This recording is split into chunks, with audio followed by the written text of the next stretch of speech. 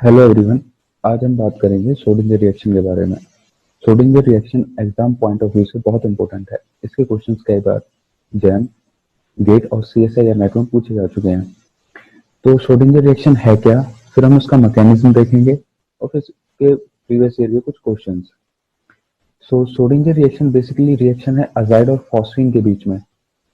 ये दो step process है।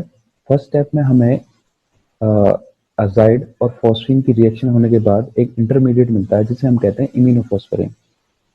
सेकेंड स्टेप में इम्यूनोफॉस्फोरिन का हाइड्रोलिसिस होता है और हमें हमारा डिजायर्ड प्रोडक्ट अमीन और फॉस्फीन ऑक्साइड मिलता है। जैसे कि हम सब जानते हैं अजाइड को हम इस फॉर्म में लिख सकते हैं। ये दोनों इक्वलेंट फॉर्म्स हैं।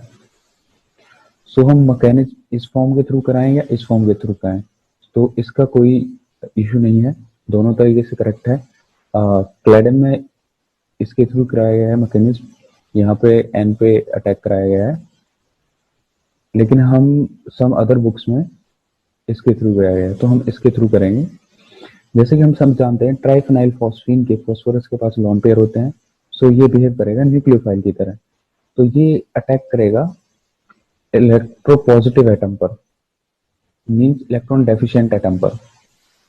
यहाँ से बॉन्ड मूव करेगा और हमें मिल जाएगा हमारा फॉस्फाजाइड।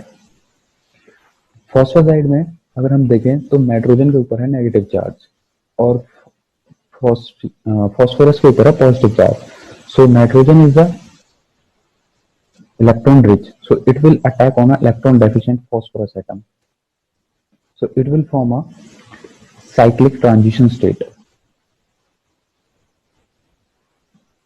हम ऐसे सब जानते हैं कि ट्रांजिशन स्टेट हाईली अनस्टेबल होती हैं। साइक्लिक ट्रांजिशन स्टेट है तो ये स्टेबिलिटी की तरफ जाना चाहेगी, तो इसमें बॉन्ड ब्रेकिंग और बॉन्ड फॉर्मेशन होगा। ये बॉन्ड ब्रेक होकर यहाँ डबल बॉन्ड का फॉर्मेशन होगा और ये बॉन्ड ब्रेक होकर यहाँ ट्रिपल बॉन्ड का फॉर्मेशन होगा और इससे एक बहुत ही स्टेबल मॉलिक्यूल जिसे हम कहते हैं नाइट्रोजन वो रिलीज होता है। फाइनली वी गेट अ इम्यूनोफॉस्फोरेन जो इस रिएक्शन का इंटरमीडिएट है। फिर इस इम्यूनोफॉस्फोरेन का होता है हाइड्रोलिसिस। हाइड्रोलिसिस के हम मैकेनिज्म के बारे में ज्यादा डिटेल में नहीं जाएंगे क्योंकि एक बहुत कॉमन मैकेनिज्म है। बेसिकली ये इसके प्रोटॉन पर अटैक करेगा, ये प्रोटॉन एब्स्ट्रैक्ट कर लेगा, फिर OH नेगेटिव इस फॉस्फोर PPH3 के फॉस्फोरस जो कि इलेक्ट्रोपॉजिटिव है उस पर अटैक करेगा। फिर इसमें हाइड्रोजन का माइग्रेशन होगा और फाइनली हमें हमारा डिजायर्ड प्रोडक्ट अमीन मिल जाएगा और इसका बाय प्रोडक्ट होता है फॉस्फीन ऑक्साइड, लेकिन हमें केवल जरूरत है अमीन की। अब हम देखेंगे एक प्रीवियस ईयर का क्वेश्चन। यह क्वेश्चन गेट 2016 में पूछा जा चुका है। बेसिकली इस क्वेश्चन में पूछा गया है कि सूटेबल रिएजेंट क्या है इस रिएक्शन को कैरी कराने के लिए। अगर हम इस रिएक्शन के रिएक्टेंट को देखें तो सबसे पहले हमारी नजर जाती है कीटोनिक ग्रुप पर, फिर उसके बाद हमें दिखता है एक डबल बॉन्ड और फिर एक अजाइड। अब हम प्रोडक्ट की तरफ देखते हैं तो ketonic group as it is है, नो चेंज। डबल बॉन्ड भी रिटेन्ड है, इसमें भी कोई चेंज नहीं है, लेकिन N3 से हमारा बन गया है अमीन। हमें ऐसा रिएजेंट देखना है जो सिलेक्टिवली N3 को रिड्यूस करके NH2 में कन्वर्ट करे और बाकी के ग्रुप्स हैं वो ऐसे के ऐसे ही रिटेन रहे। सबसे पहले हम पहले ऑप्शन पर आते हैं जो कि हमारा है लिथियम एल्युमिनियम हाइड्राइड। ये एक बहुत ही ज्यादा स्ट्रॉन्ग रिड्यूसिंग एजेंट है। अगर इसका हम यूज करते हैं तो ये इसे भी रिड्यूस कर देगा, ये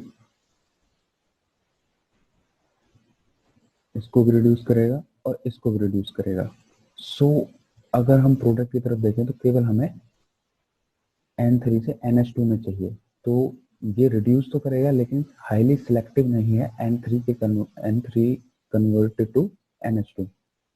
अब हम दूसरे ऑप्शन की तरफ जाते हैं जो कि H2PDC। H2PDC भी N3 को H2PDC भी N3 को रिड्यूस करने में सक्षम है। लेकिन प्रॉब्लम क्या है, अगर H2PDC रिड्यूस करेगा N3 को तो ये साथ में इस डबल बॉन्ड को भी रिड्यूस करेगा। सो इसकी भी सिलेक्टिविटी इतनी नहीं है कि ये इस बॉन्ड को रिड्यूस ना करे, केवल N3 को रिड्यूस करे। सो हम चौथे ऑप्शन को देखते हैं जो कि है लिक्विड लिथियम लिक्विड अमोनिया, जिसे यूजुअली हम कहते हैं बर्च रिडक्शन। और बर्च रिडक्शन किस चीज के लिए काम आता है? यूजुअली बर्च रिडक्शन यूज होता है reduction of arenes to cyclohexadienes. So basically इसका यहाँ काम नहीं है। सो हमारा बचा सी, ऑप्शन सी। सी में क्या है? PPH3H2O, जो कि शोडिंगर रिएक्शन का रिएजेंट है। ये सिलेक्टिवली N3 को रिड्यूस करेगा NH2 में, और बाकी की जितने भी ग्रुप हैं वो अपनी आपको ऐसे के ऐसे रिटेन करेंगे प्रोडक्ट में। सो इसका करेक्ट ऑप्शन होगा सी।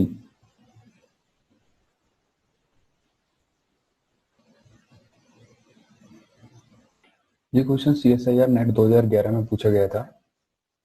इस क्वेश्चन में दो प्रोडक्ट बनेंगे, ए और बी। तो सबसे पहले हम देखते हैं ए प्रोडक्ट। एरो के ऊपर देखते हैं तो हमारा पहला रिएजेंट है PPH3H2O, जो कि शोडिंगर रिएजेंट है। और शोडिंगर रिएजेंट का काम क्या था? सिलेक्टिवली कन्वर्ट करना N3 को NH2 में। इस N3 को ये कन्वर्ट करेगा NH2 में, और हाईली सिलेक्टिव है। जो रिएक्टेंट में डबल बॉन्ड है ये एज इट इज रिटेन रहेगा। अब दूसरा देखते हैं हम CbZCl। CbZ की फुल फॉर्म है बेंजाइल क्लोरोफॉर्मेट। और हम इसका स्ट्रक्चर देखें तो स्ट्रक्चर भी बहुत सिंपल है इसका।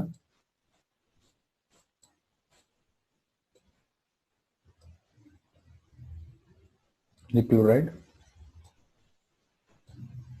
और ये है इसके साथ ऑक्सीजन के साथ बेंजाइल ग्रुप। सो बेसिकली ये यूज होता है प्रोटेक्शन ऑफ अमीन्स, और जनरली यूज होता है जब हम पेप्टाइड सिंथेसिस करते हैं। सो ये NH2 के साथ कंबाइन होके, ये NH2 के साथ कंबाइन होके यहां बना देगा NHCOOBN।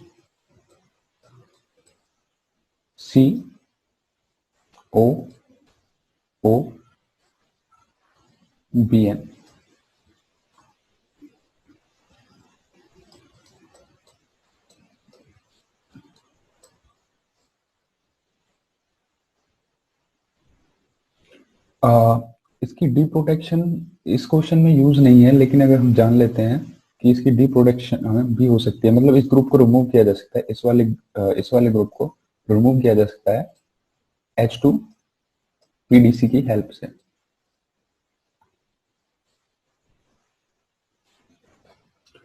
सो अब हम ऑप्शन ए देखते हैं, और अगर ऑप्शन ए देखते हैं तो हमें यहाँ दिख रहा है NH2, मीन्स NH2 CbZ के साथ रिएक्ट नहीं किया गया है इस ऑप्शन में, तो ये ऑप्शन इनकरेक्ट है। अब हम देखते हैं सी ऑप्शन। सी ऑप्शन में हमें दिख रहा है ट्रस्ट ब्यूटाइल। ट्रस्ट ब्यूटाइल होता है जब रिएक्ट करता है बॉक के साथ, ना कि CbZ के साथ। जब CbZ के साथ रिएक्ट करेगा तो यहां ट्रस्ट ब्यूटाइल की जगह होगा बेंजाइल। और जब बॉक के साथ रिएक्ट करता है, ये भी एक कोटैक्टिंग ग्रुप है, जब बॉक के साथ रिएक्ट करता है तो ट्रस्ट ब्यूटाइल आता है, और यहाँ पे आना चाहिए बेंजाइल। तो ये ऑप्शन भी इनकरेक्ट है। अब हम ऑप्शन देखते हैं बी और डी। बी और डी दोनों ऑप्शंस में NHCOOBN दिया गया है। सो ये दोनों ऑप्शन बी और डी करेक्ट हो सकते हैं। अब हम मतलब ए प्रोडक्ट दोनों में सेम है, तो ऑप्शन बी भी हो सकता है, ऑप्शन डी भी हो सकता है। अब हम चलते हैं अगले रिएजेंट की तरफ।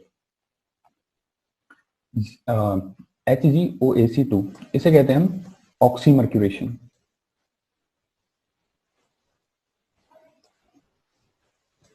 इसे कहते हैं ऑक्सीमर्क्यूरेशन। और बेसिकली इसके साथ H2O भी दिया जाता है, लेकिन इसमें H2O नहीं दिया गया। लेकिन जब HgOAC2 इसके साथ रिएक्ट करता है, जब HgOAC2 इसके साथ रिएक्ट करता है तो हमारी ऐसी फॉर्म बनती है, Hg का कैटायन बनता है ऊपर और 3 मेंबर साइक्लिक स्टेट बनती है। अब NH के पास होते हैं लोन पेयर्स, सो ये होती है इंट्रामोलिकुलर रिएक्शन। अगर यहाँ H2O दिया होता तो भी NH रिएक्ट करता, क्योंकि इंट्रामोलिकुलर रिएक्शन फास्टर होती है एज कम्पेयर टू इंट्रामोलिकुलर।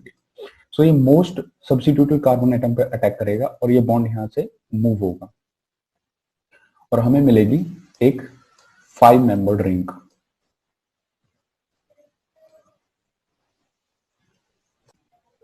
ये हमारी 5 मेंबर रिंग बन गई है। अब HgOAC इसको रिमूव करेगा NaBH4। NaBH4 का काम होता है हाइड्रोजनेशन, और ये इस ग्रुप को रिप्लेस करके इसके लिए हाइड्रोजन ला देगा। सो हमारा करेक्ट ऑप्शन होगा ये वाला भी। सो करेक्ट ऑप्शन है